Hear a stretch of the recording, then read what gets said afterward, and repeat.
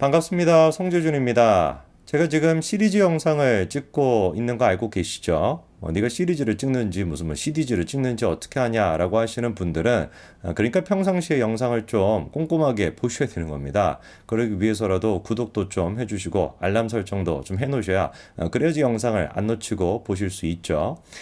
제가 지금까지 이제 그 두 편의 영상을 찍었는데 그 두 편의 영상이 전부 다 누구랑 연관이 되어 있었습니까? 김현지 씨와 연관이 되어 있었죠. 일단 첫 번째 증거인멸 교사를 했다라는 거. 그러니까 요때 얘기하는 보좌관이 그 배소연 씨를 얘기하는 겁니다. 김혜경 씨한테 사적인 심부름 해줬다라는 그 배소연 씨에 대해서 증거인멸을 교사했다고 이재명과 나란히 김현지 씨가 고발이 되어 있는 상태이고요. 그 사건 같은 경우는 올해 2월 달에 대장동 수사팀에 배당이 돼가지고 수사가 지금 진행이 되고 있습니다. 그런데 증거인멸 교사에 대해서만 유죄가 되더라도 이재명이는 다음 대선에 나올 수가 없습니다. 그러니까 이 모든 것들은 대선을 위해 가지고 하고 있는 것이 아니라 지 구속 피해보겠다고 이 지금 난리를 치고 있는 거예요. 그리고 또 마찬가지로 김현지 씨가 엮여 있는 사람이 누가 있었습니까? 김문기 씨와도 엮여 있다라고 말씀을 드렸습니다. 그래서 과거에 대장동 개발의 업적을 과장했다라고 하는 거에 대해 가지고 논의를 했다라는 것이지만 이번에 확인이 됐던 건 뭐였습니까? 지난 대선 기간 때 이재명 캠프 측에서 대장동 개발 사업 Q&A라고 하니 자료까지도 만들었었는데 저 자료가 어떻다라는 거예요? 김문기 씨가 사실상 제공해준 자료를 고지고대로 해가지고 만들었던 것이다. 그러니까 김문기 씨랑 김현지 두 사람이 무슨 소통하고 연결이 돼 있던 것이 그냥 과거 문제로 끝나는 것이 아니라 언제까지도 이어졌던 것이다. 가장 최근에 대선 기간 때 가장 핵심이 됐던 대장동 사업의 그 의혹에 대해 가지고 준비할 때도 김문기 씨가 적극적으로 이재명 캠프에 개입하고 있었다라는 게 확인이 됐다는 것이죠. 그러면은 이재명이가 주장하는 것처럼 안면인식 장애가 있다. 내가 수많은 직원들이 만나는데 어떻게 그 김문기 씨를 기억할 수 있겠냐라는 게 설득이 되겠습니까? 하나도 설득력이 없는 얘기가 되는 것이죠. 자, 이렇게 이제 그 증거인멸 고사에 대해서 그리고 또 김문기 씨를 모른다라고 했던 거에 대해서도 김현지 씨가 핵심적인 키맨 역할, 키우먼이라고 해야 될까요? 키우먼 역할을 할 수 있다는 걸 확인했습니다. 그러면 오늘 제가 영상을 통해서 말씀드리고자 하는 건 뭐냐? 유창훈이가 이번에 기각사유서에 다음 같은 얘기를 했습니다. 그쵸? 위증교사 혐의는 소명이 된다라고 했지만 백현동 같은 경우는 이재명의 관여가 있었다고 볼 만한 상당한 의심이 된다라고 얘기했는데 상당한 의심이 된다는 얘기는 바꿔 얘기해가지고 어느 정도 소명이 됐다는 뜻이에요. 그쵸? 세 가지 중에서 두 가지 정도나 소명이 됐다라고 한다면 구속을 시키는 게 맞는데 구속을 안 시킨 겁니다. 자, 그런데 이 백현동에 대해서도 누가 엮여 있냐? 김현지 씨가 엮여 있다는 거예요. 기가 막히죠, 그렇죠? 자, 그럼 일단 백현동 같은 경우는 우리가 크게 두 가지 틀에서 볼 수가 있는데요. 첫 번째 같은 경우는 애당초 이 부지 자체를 용도 변경해가지고 어떻게 아파트 단지가 들어갈 수가 있었는가. 식품연구원 부지가 어떻게 저렇게 4단계 가까이나 용도 상향이 돼가지고 아파트 단지가 들어올 수가 있었냐라는 것인데 그 부분에 대해서는 이제 김인섭이가 허가방 이 사람만 거치면 다 허가가 된다라 그래서 허가방 김인섭 씨도 연결이 되어 있고요.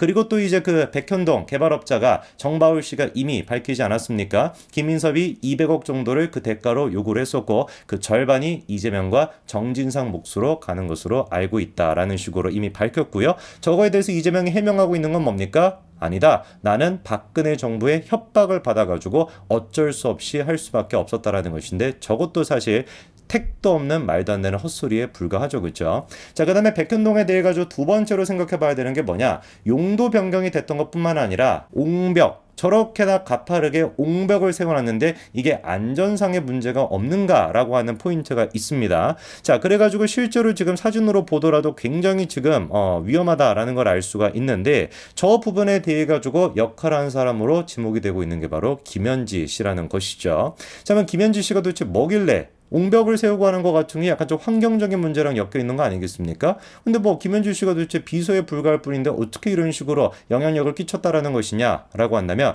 애당초 김현지 씨가 뭐로 활동을 했던 사람이에요? 성남시의 성남의제 21 환경단체 사무총장으로 활동했던 사람이 김현지 씨입니다.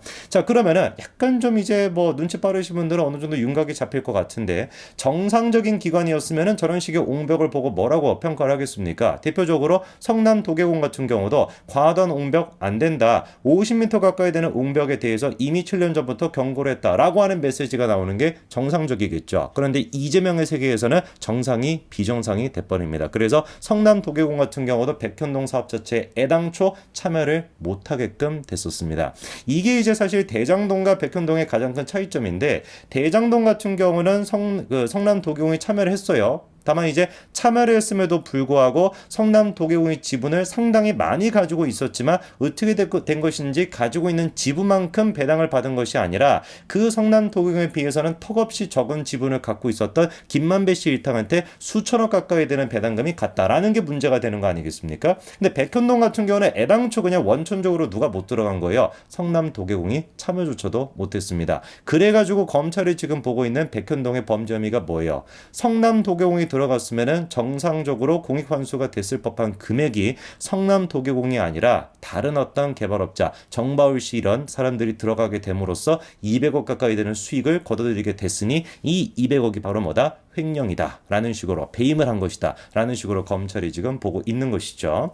그럼 이제 성남도계공이 아니라 성남의제 21, 이 김현지 씨가 있었던 성남의제 21 같은 경우는 옹벽 아파트에 대해서 어떤 식의 평가를 내렸을까? 어떻게 된 것인지 관련된 내용이 저 보고서에는 들어가 있지 않다라는 겁니다. 그래서 한번 제가 좀 찾아봤어요. 성남도계공이 아무래도 뭐 정부 기관이나 이렇다 보니까 약간 조금 과하게 더 꼼꼼하게 체크를 하다 보니까 50m 옹벽은 조금 문제가 있어 라고 그냥 의뢰하듯이 그렇게 지적을 한 건 아닐지, 이제 아까 성남의지 21 같은 이런 단체들 같은 경우는 이거 뭐 딱히 문제가 안 됐는데 라고 보는 것이 객관적일 수도 있는 거 아니겠습니까? 그래서 제가 다른 기관의 평가도 한번 찾아봤습니다. 그게 바로 한강유역 환경청의 평가인데요. 이 환경청의 평가에 따르면 정확하게 뭐라고 합니까? 과다한 절도 사면으로 재해가 발생될 우려가 있다라고 분명히 얘기를 했다는 것이죠.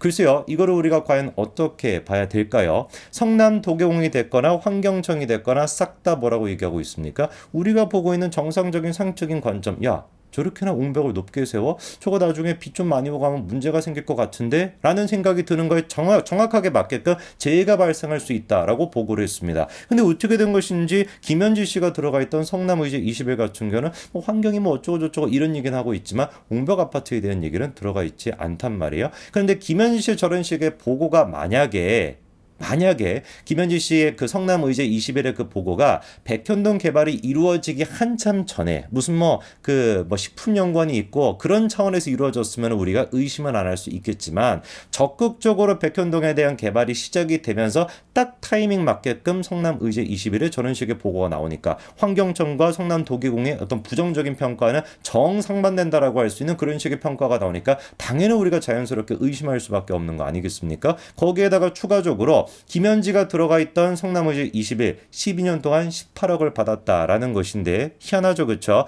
더 희한한 게 뭡니까? 김현지가 오기 전과 온 후를 비교해 보니까 어떻게 된 것인지 지원금이 거의 1.5배 정도 증가했다라는 것이죠. 그리고 더 특이한 게 뭡니까? 김현지 그리고 또 정진상 이런 사람들 같은 경우도 희한하게 대장동이랑 엮여 있다는 것이죠. 그냥 뭐 김현지 같은 경우는 대장동 아파트 로또 분양을 받았다 이런 식의 의혹까지 있었으니까, 물론 저거 같은 경우는 경찰 수사를 통해 가지고 내사 종결 처리로 끝났습니다. 혐의가 뭐 입증이 안 됐다는 것이죠. 근데 우리가 경찰이 했던 이재명에 대한 수사가 얼마나 터무니없었는지 많이 느끼고 있지 않습니까? 대표적으로 성남FC 경찰에서 그냥 내사 종결 처리해버렸던 그런 사건 아닙니까? 그런데 이제 검찰이 보고서 이거 문제가 있다 다시 판단해봐라 라고 해가지고 결국에 지금 기소까지 된 상태잖아요. 이런 식으로 제가 보기에 이 김현지 씨에 대한 대장동 로또 아파트도 나중에 가서 충분히 뒤집힐 가능성이 있다고 봅니다. 과연 김현지라고 하는 사람이 어느 정도까지 이재명의 범죄 혐의랑 엮여 있을지 저는 벌써부터 기대가 됩니다. 사실상 김현지랑 이재명 두 사람의 논란을 생각해 봤었을 때 사적인 그런 논란도 많지 않았습니까? 그러면 이재명이가 감히 국회의원이 되고 김혜경 씨의 눈치를 봐서라도 김현지 씨를 보좌관으로 임명을 못했을 것 같은데 당당하게 임명을 해버렸단 말이에요. 그게 과연 지금까지 나왔던 이재명과 김현지 두 사람의 어떤 그런 논란 때문인 것인지, 아니면 너무 김현지가 이재명의 범죄 혐의랑 깊게 연관이 되어 있다 보니까 감히 이재명이조차도 김현지를 함부로 잘라낼 수 없는 것인지, 시간이 지나면 드러나게 되겠습니다만 이미 김현지 같은 경우는 증거인멸 교사 이것만 하더라도 100% 유죄가 나올 겁니다. 과연 김현지 씨가 구속이 되는 위기에 처했을 때 김현지가 이재명에 대한 의리랑 충성을 끝까지 지킬지 한번 지켜보시죠. 여기까지 말씀드리겠습니다. 감사합니다.